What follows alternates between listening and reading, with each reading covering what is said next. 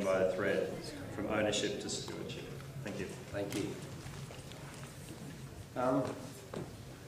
Wonderful to be here.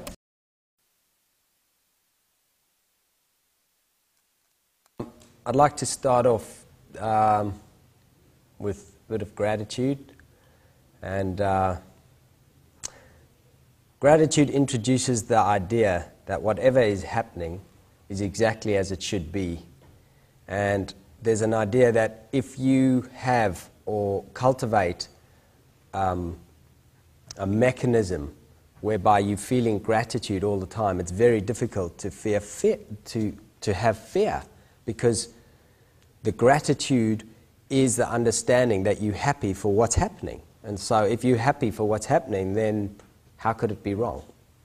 And so this starts to introduce the idea of the numinous, and that there is divine all around us and orchestrating everything, each moment. And so, of course, this allows the seed of love to grow and flower, which is basically what my talk is about. And so, I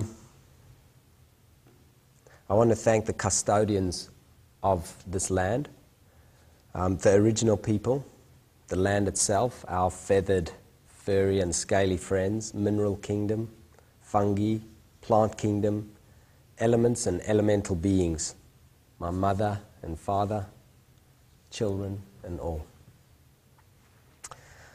So something special about this land is that the original people of this land have certain incredible gifts that will become apparent and more apparent as we move on in time. And I'm going to elucidate some of these gifts, because they are really special ways in which they relate to each other, themselves and the environment. And as we'll see, these are going to become vital tools as we move into the near future. Our earth is love bound into matter, and nature is the song and dance of spirit manifest. It is balance. Beauty is our recognition of the reflection of the divine in creation. That's a shot there of Katachuta, which is near Uluru. Okay, so we begin. It's showtime. A kite sees the world hanging by a thread. Now this is an interesting analogy, because it's all about perception, how we see the world and how we see ourselves and how we see ourselves within the world. And for example, if the kite were viewing the world hanging by a thread, it would probably also view that as the wind increased, the world would get heavier. And in fact, if the wind slowed down enough, the earth would become so light that it would float up to meet the kite. So as we can see, perception plays a large part in the way in which we see the world. And often, the way in which we're seeing the world is quite symptomatic, as opposed to looking at root causes, much in the same way as if an alien culture was hovering above the earth and looking down on us, it would notice that wherever there were fires, there were these small red trucks. And so, if you used logic, you could deduce that the red trucks would be a cause of the fire, and if you exterminated all the red trucks, you could probably get rid of the fires. But of course this wouldn't work, because the red trucks are there in response to the fire. And this is the problem with using a symptomatic way or a logical perception of a natural world. It can get us into a lot of trouble. So, perspective, connectivity. The kite is connected to the earth by a thin string. And there's actually a tether, and that's the human. The human is acting as a bridge between the kite and the world. So it's also about connectivity. It's also about the spiritual path is a really narrow one. And although there's an infinite number of paths to the divine, in fact, there is not one path that does not lead to the divine. From a certain point of view, it always looks perilous and always really narrow. And I'm guessing that this is dream or psychoactive symbology, which enables us to see the world in a particular way, where we balance the conscious mind with the subconscious. In this case, the conscious mind would be the kite, and the subconscious would be the huge mass of Earth. And then, of course, the fear of letting go, that the kite, as the tether, if we let go, that the kite would float off, or if we were the kite, if we let go, the Earth would float off. But of course, the kite returns to the Earth. So it's a pathway of letting go. So I'm going to start off by looking at the situation that we find ourselves in as a planet, as a bunch of individuals, because even as a group we're still a bunch of individuals. And I'm looking at the shift in relationship from ownership to stewardship and how that's going to affect our world, from having rights to responsibility, and how that shift in perspective can guide us to a harmonic relationship with each other and the Earth, which is vital at this point in time. So we're going to relate the lessons learned and where we're headed as a planet, as cultures, nations, families, and individuals. And I'm going to point out some models, existing cultures that already live in certain ways that enhance this connection. So this is our perfect storm scenario, and any one of these, if not all, arriving at the same time could send us into a bit of a spin and take all the things that we've depended upon for our own security to whittle away. And in order for us to base our action on these things would be acting out of fear. And we know that acting out of fear is actually going to create more of the same. So how do we step beyond this status quo of insanity? The grace and bliss that can accompany this transition is dependent on our ability to grow resilient communities, to shift toward authentic relationship with ourselves, each other, and the Earth, to awaken, to become self-responsible, self-reliant, to seed beauty and live harmoniously with all that share this Earth, like cells in a healthy body. There's over 1 trillion of them, and if they don't coordinate and work together, you know what happens. So this is our birthright. So is the world hanging by a thread? What we may be witnessing is a healing crisis. We may be witnessing the birth and the flowering of human consciousness, awakening to the ever-present moment of awareness that is our true nature. All of reality that is occurring mirrors and points to just this. So the changes that we are witnessing on Earth may not necessarily be the doom and gloom that we sold in the news. And I'm going to take one quick example, and that's climate change. Now, climate change if you happen to be an Al Gore and have huge amounts invested in the Chicago carbon credit exchange, which I think is the only exchange mechanism in the United States licensed to trade in carbon, then global climate change is terrible, because the worse it is, the more millions and billions you make. From a plant's perspective, of course, more carbon dioxide and more warming is great. More luxuriant plant growth, which from one point of view is exactly what the planet needs, because with more plant growth on the planet, we're more buffered to change. In other words, the climate change we're moving into, where it's going to get hotter and colder and wetter and drier, all at the same time, if you could imagine that, the things that buffer that are things like rainforest. Okay, so it's not as clear-cut as the IPCC, who I don't even believe are mostly scientists, would want us to believe. And so it's the climate change, the politicization of this climate change agenda, which actually creates diminished freedom and increased control for a few over many.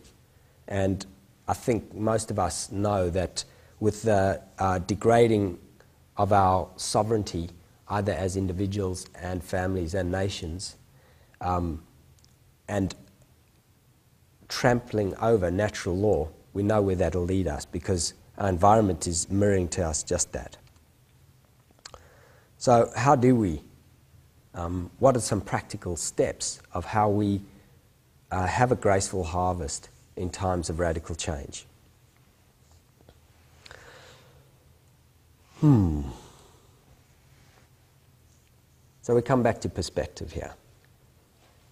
When I grew up in South Africa, there was a man who was spending a time in Robben Island, which was a prison, and he was a terrorist.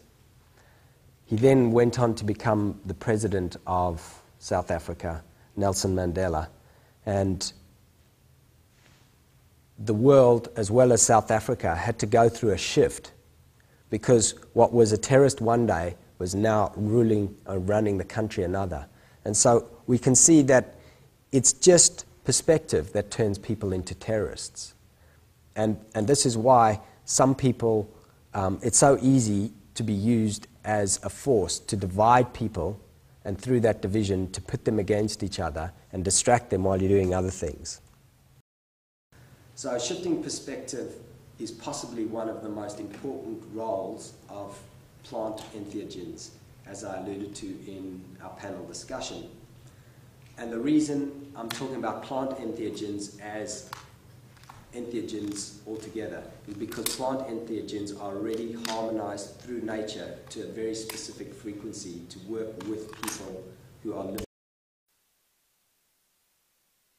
Later in my talk, is that form follows function, and that all of our senses developed out of what it was that was being sensed to be a harmonic frequency transducer. And so the plant entheogens are part of our extended body, which are holding the information of the codes, the operating manual for how we run possibly the most advanced technology that we know of, which I'm going to come to right now. I briefly discussed symptoms and root causes, and with each symptom and root cause, there's a two-tiered approach that is vital. If you just deal with symptoms, as in medicine, if you have a symptom and you just treat the symptoms, you'll end up with worse and worse symptoms. And so the way in which to do it is you treat the symptoms, but at the same time you look at what is the root cause of those symptoms.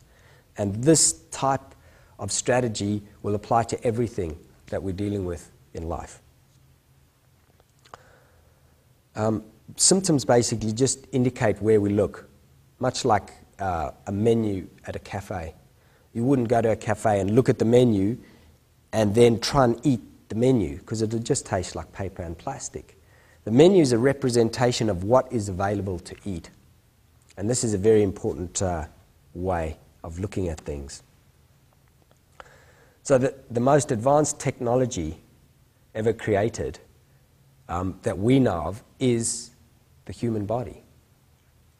It's this advanced piece of bio-wetware is the point at which all our present day external technologies converge. And for example, if you took a phone, what the first phones used to look like, how they migrated, being connected to us, how we went into mobile phones, and how now a mobile phone is a small device that's almost a computer. And we see if you point into the distance where it'll go, it'll lead to what's called telepathy. And telepathy is already our natural way of communicating vast amounts of information in a very short space of time. And this is what is inherently our birthright, and yet we don't know how to use it. And so we're developing technology to help us relearn to use these other technologies, like teleportation, will replace traveling in a spaceship or a shuttle or a plane for that matter. So as I briefly mentioned, form follows function, and nature is a perfect example of this. If a designer looks at nature, they see what an incredible designer the Godhead is and was because each thing is designed to work perfectly, is biodegradable when it ends, has beauty as well added into the design. You know, this is an incredible design that we have. If you look at a tree, it's cleaning the air, it's cleaning the water, it's recycling nutrients, it's producing sugars, foods, fuel, medicine. I mean, give a designer a project like that. Wow. Okay, so as I discussed earlier on the forum, how technology is starting to approach some of our natural kingdoms. For example, neural networks are mimicking mycelial networks, where if a part of the biology is damaged and you've got neurons damaged, the brain can actually circuit information around and repair that really quickly. Neuroplasticity, how if we keep our attention focused on something, no matter how old we are, we can keep learning new things, keep creating new brain cells.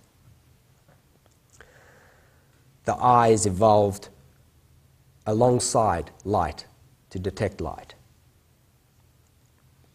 So roots, veins, neurons, sun and plants orienting to the tracking of a higher order of beings, in this case the sun, where information is of a higher value, and so plants have all learned to track the sun.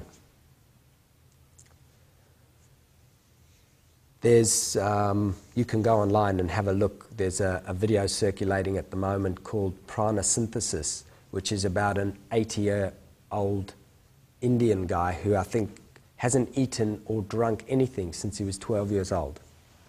And recently, an Indian scientist was studying him to work out what it was that was going on. They isolated him in a room for 10 days and monitored his every move 24/7 to make sure he wasn't eating or drinking, and of course he wasn't. And then when they asked him, they said, well, how is this actually possible? He was saying, well, look, what I do is I stand barefoot on the earth, on a flat ground, and I stare at the sun, and I absorb everything I need directly. And he explained the mechanism, that there was a hole at the back of his throat which would produce a mucousy substance, which he would digest. Now, this sounds like incredible, but imagine everyone within their body had the ability to process sunlight directly. We wouldn't be fighting, squabbling over resource. So the main function of this time may be to shift and engage the heart and reorient the center of cognition for integral perception and harmonic living. And as I alluded to earlier, we're going to move from the way in which we see the world, purely centered in our heads, to our hearts. And we'll see that there's neurobiology within the heart. Now, there's also neurobiology within what's called the solar plexus. The solar plexus is actually like a primitive brain, but so is the heart. In fact, when a cell is fertilized, an egg, it divides through mitosis, and you get 2, 4, 8, 16, 32, 64, onwards to 512 cells. At 512 cells, a magical thing happens, and it forms into a torus, which happens to be a very interesting shape because it's the shape of the field around our body, around our planet. Our blood cells are the shape of a torus. It's like a smoke ring. It can move frictionlessly through space-time. And so what happens to this torus is it becomes the heart. And so there's a point in time where each one of us is first and foremost a heart before anything else. And it's the next movement from this torus that grows is the tip of the tongue. And then the tongue is what speaks the word. And from the word, this is built. This is alluded to in scripture and spiritual teachings, but it's very hard for science to actually understand the process of creation and resonance that occurs and the field that's generated by the heart and how that connects us all together. How that this heart is like a portal. And I heard just recently that someone explained that within the heart there's actually a place that's like a black hole. And so the heart is this infinity type engine and portal, and it not only communicating with what's going on in the body, it's also communicating with what's going on out here and regulating the function. Much like if you're watching a scary movie, just the music can make your heart increase. And so the signals that we're receiving are affecting our biology, and our biology is affecting the signals we're receiving. And so there's this really subtle and yet potent interplay going on. So what is the scientific view versus direct perception? So mechanomorphism is seeing the world as a machine with a number of parts and then trying to work out how they operate, which is, it's easy if you're looking at a mechanical device, but living things are beyond a mechanical device. There's a lot of stuff that's invisible that we can't see. And so we're now moving towards modes of cognition that are much more integrated, and biognosis is looking at whole systems. So the understandings that can be gained through this ancient mode of cognition exceed anything that we now call science can or will discover or articulate about who and what human beings are, or the world in which they are a part. And so that was a quote by Harold Boehner. And of course this type of cognition can be applied to almost anything, from discovering the medicinal properties of plants to understanding the living reality of damaged organ systems, from farming to the interrelationship of mycelial fungi and trees, from the intelligence of whales to the interconnected functioning of ecosystems. And I'll briefly go through a couple of examples from the past. One was Leadbeater and Besant. Leadbeater's up at the top and Annie Besant's on the left. And they wrote a book called Occult Chemistry. Down in the front is Krishnamurti. They went to study with Krishnamurti, and they described all the atomic particles at one stage and wrote down what they looked like, their color, etc. And at the time, people just thought, well, this is crazy. No one could see any of this. And this was in the 20s and 30s, and only in the early 90s were these atoms starting to be described, which verified their perceptive abilities to actually see what it was that was being seen. There's remote viewing, which I discussed in the talk last weekend, which is the ability of people, and this can be developed in anyone, to actually go beyond space and time, either in the past or the future, into the micro or the macro, and move the consciousness in such a way that we can be there and experience either through the eyes of an animal or as a point of consciousness.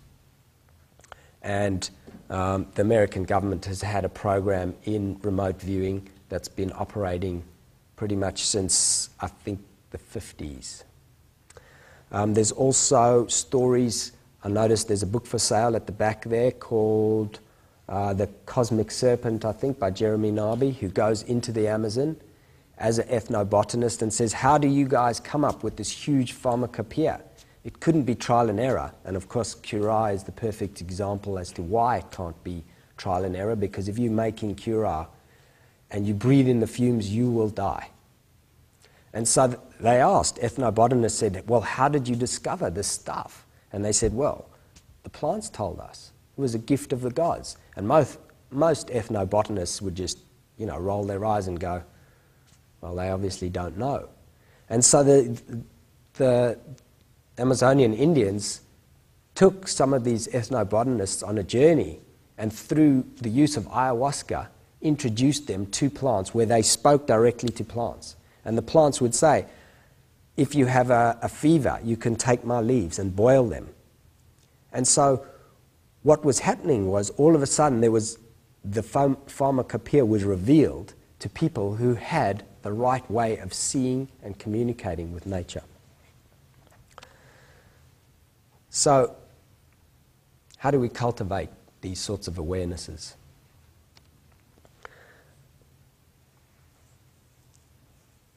In my personal life, what has been shown is that when we put our attention on something that we're not thinking about, automatically the heart slows down and moves into a different rhythm. And for many years, a lot of my deepest inspirational information was gleaned in the shower. I'd go into the shower in the morning, turn on the shower, and have incredible downloads of information. And I could never work out what was actually going on until recently, until I started reading about the heart and how it functions and this heart brain that we have. And remember, the heart is 60 to 65% neural tissue. It produces hormones and neurochemicals, along with other things. And so what was happening is I'd go into the shower in the morning, and because I was just focused on the sensation of hot water on my back, I would immediately relax and go out of a thinking mode and automatically start getting information from a whole nother source.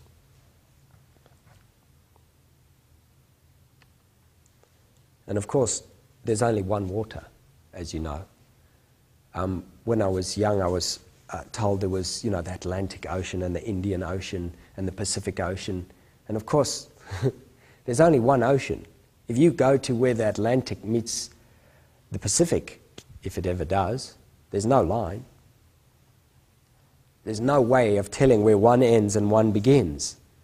And not only that, that ocean goes up rivers, up to the tops of mountains and down into the springs and the giant aquifers below the earth. There's only one water. And at any time we're touching water, there's a good chance we're touching everything else that's touching water at that moment in time.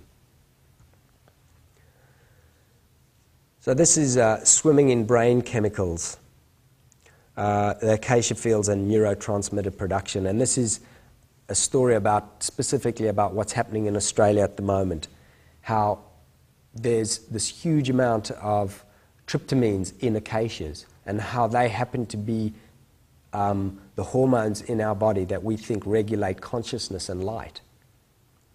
And it's incredible that this acacia here, the leaves of this acacia here, which come from Mount Buffalo, which is Acacia flebophylla, have within them an incredible venation. It looks like a neural network.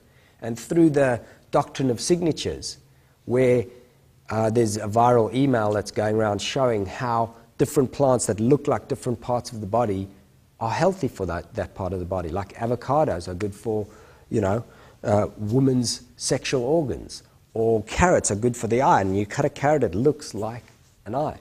Well, this neural network of this acacia looks like a neural network. And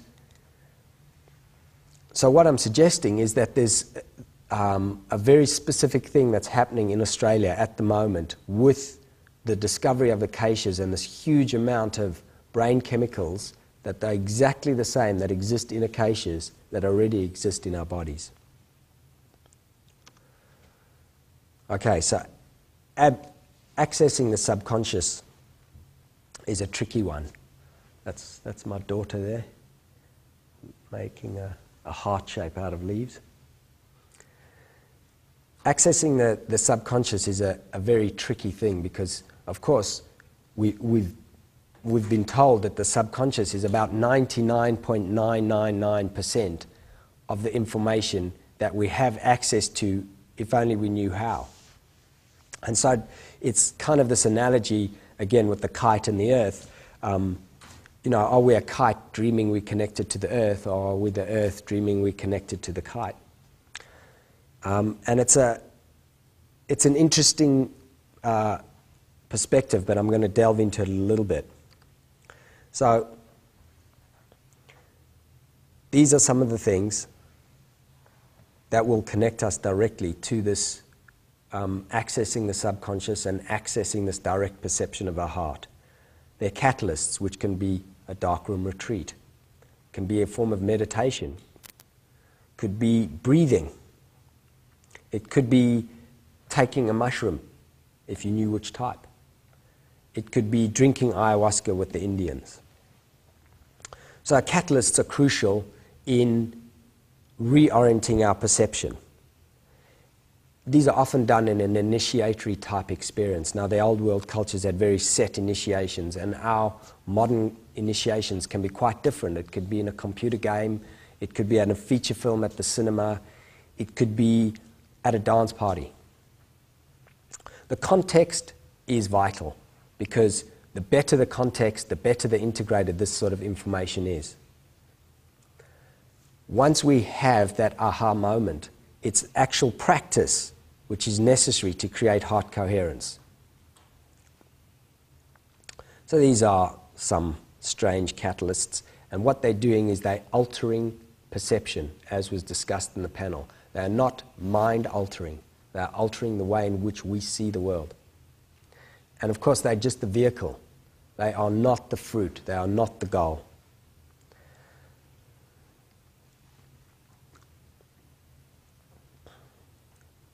So DMT, or digital motion technology, or dimethyltryptamine,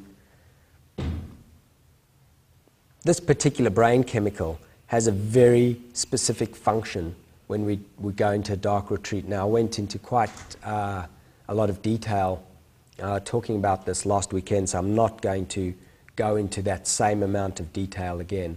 But essentially, our body is hardwired when we go into the dark to produce dimethyltryptamine in massive amounts after 14 days. So what this does is it resets the default of our body, and we go into an auto-psycho-spiritual experience. And this radically modifies the way in which we perceive the world. And so the tryptamines are a catalyst for this process by showing us a glimpse of this ancient, familiar, natural, harmonic sense of cognition. This is about somogenics and somagetics. Somogenics is the idea that the body and all the organs working in harmony with the right meditative space, centered in the heart, will start to produce nectars that, when blended, take us into states of bliss and heightened awareness. Essentially, we wake up from this dream.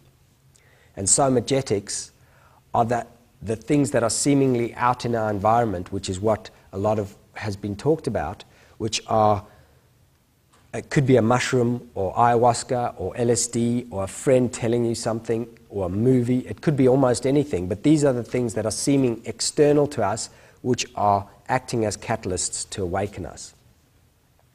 And of course, we have the power of choice, which is the most important aspect, because it's the path that we choose which is important and will determine how gracefully we move. And if we follow our bliss, as Joseph Campbell says, then each one of us has our own guiding mechanism as to how to access our somogenics. So this is basically that each thought, action, belief, and emotion creates. Everything we're doing, everything we're saying each time is creating our reality. And so as we get into more subtle levels of how this works, we need to become artists of using our emotions, using our belief systems, using what we say and what we do to create the world in a way that's harmonic. So what is a heart? A heart has been shown recently is not a pump. Now, as a pump, I think the right ventricle can pump liquid 6 foot into the air. But it has been shown that in order for our heart to pump the blood around our body, it would be equivalent to pumping a 100-pound weight a mile high, which is pretty mind-blowing. But what actually has been discovered recently is that the blood pumps the heart. And the blood moves through the venation system in these incredible spirals and derives its energy from somewhere else altogether. And so, as the blood is flowing through the body, it's animating this body. And it's this living substance which drives the pumping of the heart, which then enables it to go through the lungs and draw oxygen into the system and feed the incredible community of over 1 trillion beings. Each one of them, each cell has its own nutrition and its own elimination system, and to greater effect, its own membrane or consciousness field. And then acting all together, they're in an incredible community. The heart produces electromagnetic signals. It's an electromagnetic generator. It's an endocrine gland. It's part of the central nervous system. It is, in fact, a brain.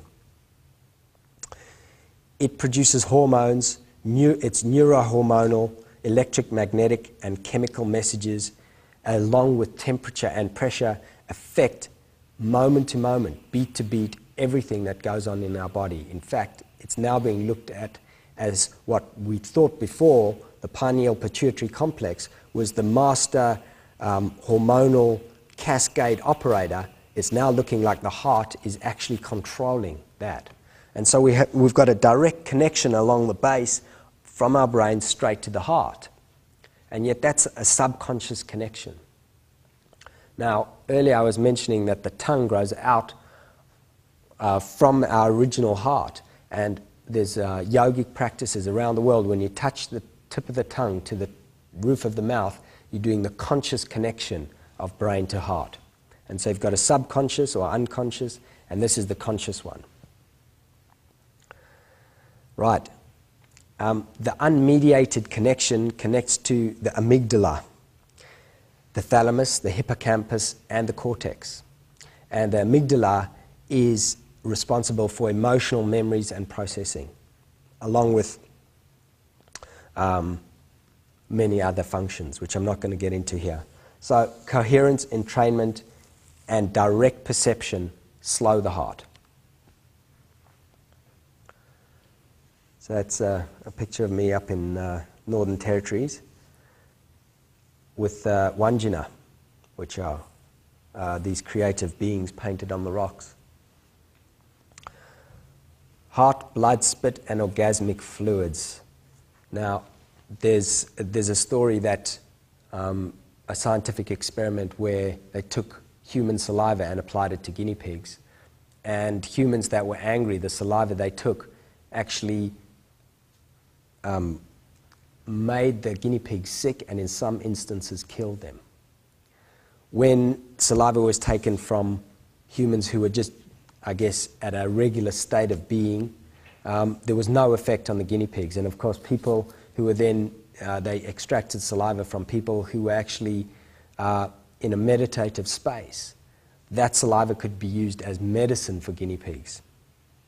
And so all of our fluids in our blood, in our body, from our blood, our spit and our sweat, is all forms of communication with us from our internal to our external world.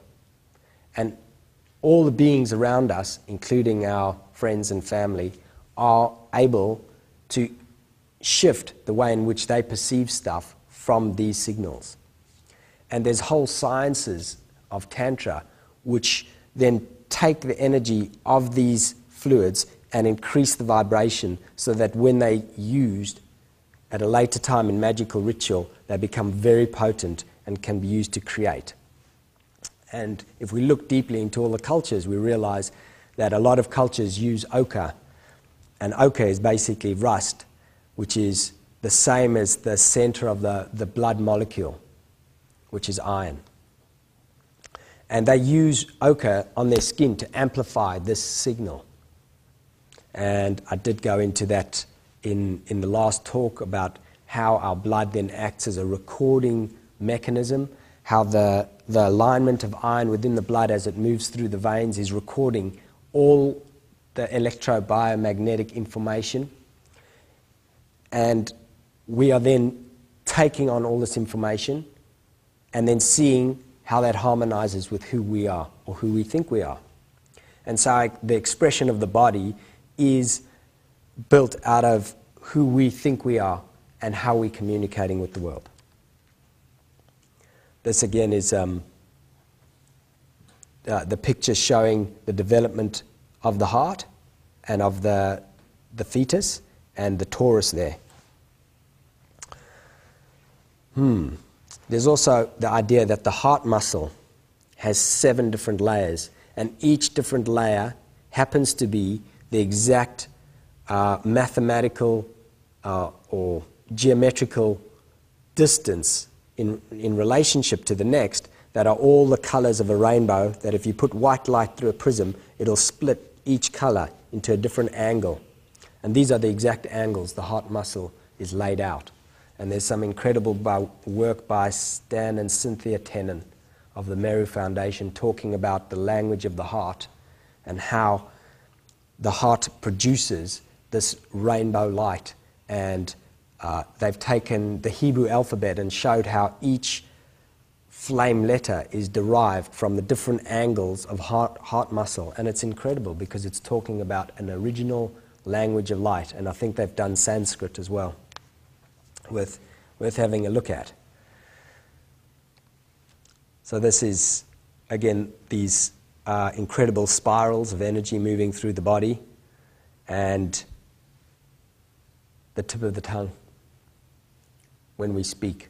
Of course, the Maya used to take blood from the tongue for their magical rituals, as well as original people of this country. This is a slight Victor Schauberger, who I suggest people, if you haven't heard of him, go and research his work. And he started talking about the nature, the spiral nature of everything around us and how that integrates us. So now we're going to move to how we practically integrate this into our life. And I've only got, I think, 5 minutes left, so I'm going to move quite fast. So what is the measure of success? Profit, planet, people. How do we work out whether we're being successful as individuals and as nations and cultures as we move through the world? And as I described earlier, if we use GDP as a measure of success, we may end up very wealthy but with no planet to live on. So we look at what are seeds and tools. We look at recognizing objects of meaningful value, essential stuff. And then our measure of success is the ability to trap living solar energy and use it to enrich all life on Earth, which can be done through the way in which we integrate with nature and each other. So, the sun being the source of all energy, and how to nurture those pathways. Plants are the obvious ones because they're the true alchemists, and they're creating virtually all the things we use on the planet. This is one of the ways in which we connect to who we are. We follow our passion. These are some of my passions, bamboo and lotus. Bill McDonough asked this question, which is an incredible question to guide this process on the planet now. How do we love all of the children of all species for all time? Now this will focus and guide us to recognize what love looks like when it manifests. And then we ask the question, when do we become tools of nature, and how does that look? When do we assume our true roles of guardians of Earth and stop using nature as a tool? So, as I alluded to earlier, it's by developing right relationship and self-responsibility. How many of us are responsible for our health? The doctor is. We're not responsible for the economy. Bankers and politicians are. In fact, we've given away so much responsibility that no one's, we are so unself-responsible. And this is possibly a downfall.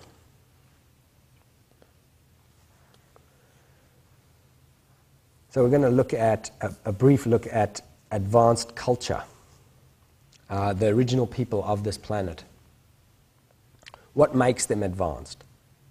Well, they have longevity. They've been around for hundreds of thousands of years. Their technology is all internalized, from telepathy to bilocation. How in harmony are they living with their environment?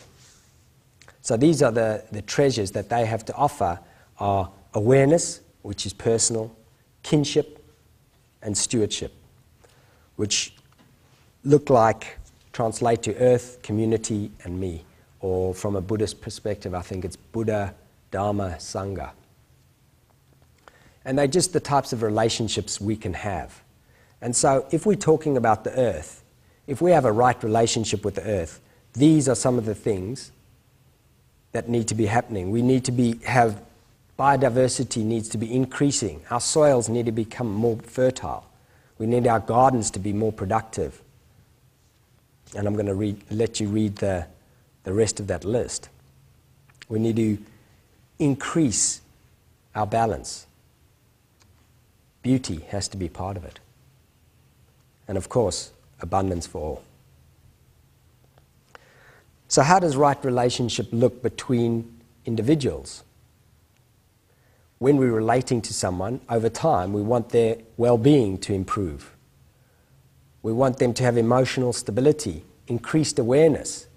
We want them to look more beautiful, more wise, blissfully loving, nourishing harmony and creative expression. And if our relationships are not moving in this direction, we have to question why it is we're relating.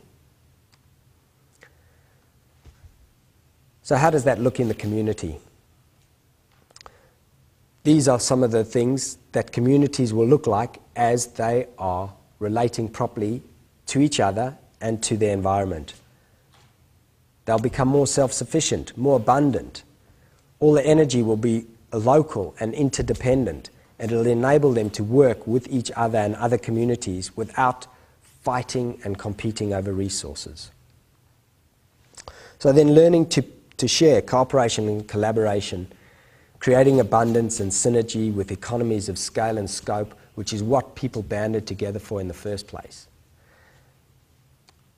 When we use nature as our design inspiration and we look at what nature has, this form of design is called bionic, where we're actually deriving what we want in terms of our design from nature. So the essence of nature is balance, and dynamic balance is harmony, as above, so below. Localization and diversification.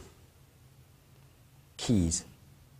We want to localize and diversify incomes, habitat, microclimates, food production, human resource, culture, food consumption, energy generation, bioenergy trails, and soil microbes.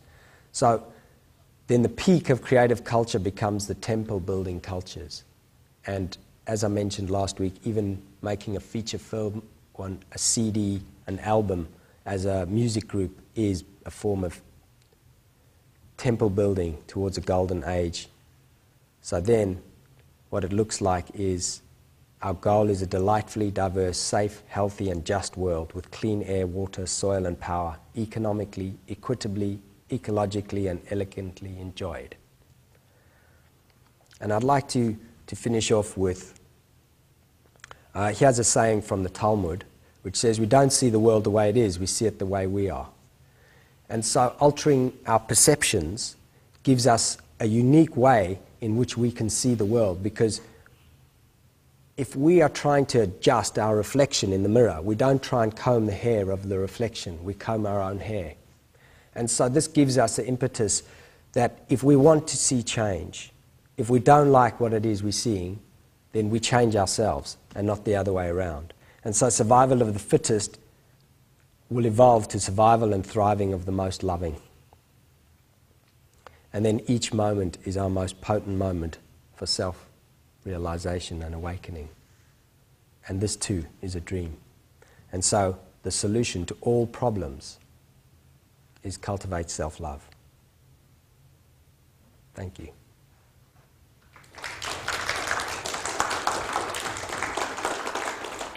Now I think I may have spoken past question time, but if there's any burning pertinent questions, now's probably a good time. Questions? A couple of correlations. Would you need to pick the Schreiber repulsinator? Mm-hmm. You talk about the way the heart works. Yep. And also you talk about the DMT, the darkness. Yep. The Mayans had a ritual when they make their priests. They were actually raised in darkness from birth. Yep. So I think that's the Kogi tribe in Colombia as well. They did that. They, in fact, they used to take most of the children and put them in darkness for the first few years of their life. And then when they came out for the first time and witnessed the light and the beauty of the world, it was impressed upon them, burnt into their consciousness so intensely, they couldn't imagine harming the environment. Yeah. Thank you. Oh. Is the process when we sleep and go into a lucid dream state, is that the chemical process in our brain, is that similar to the process that happens in the darkness retreat, to the process of making DMT in our own brain? Is it similar to the process when we fall asleep? I don't really know, but from what I understand, when old world cultures talk about this reality, they talk about it as if it's a dream. So in a dream, if you see a vicious dog and it chases you, you run because you believe at that time it's real. You may wake up later and go, wow, that was a scary dream. There was this dog chasing me. You know, if you wake up within your dream, which is called a lucid dream, you can turn around and confront this dog chasing you. And the dog can morph into something else altogether. And people go through this process. Now, a lot of these old world cultures saying this very idea of a dream is exactly what's playing out now. Now, when we, each night when we fall asleep, I think there are different qualities of dreams. And I think a lot of what we experience as dream is a processing of daily psychic information. But then after a while, we start to get into the more deep, richly symbolic dreams. And I think when there's a certain level of awakening, we no longer dream. There was Ramana Maharshi Yogi, and he basically described that he never fell asleep. He would rest his body, but there would just be the same emptiness or fullness, depending on which way you saw it, and just a stream of consciousness never ending. And so that may be our true nature. So I don't know whether the dreaming process is just an awakening type of process. I think we'll have to leave it. Sorry, we have about a 10-minute changeover before the bear, but please join me. Thank you. There's about 10 minutes of leg stretch time while we set up for those talks. Take advantage of that. Spread the DVD. We have this gentleman. Dan's on the DVD. Dan is on the DVD. All right. So, the most visual about presenters is on the most visual about offerings. Available at the front of And humans that were angry, the saliva they took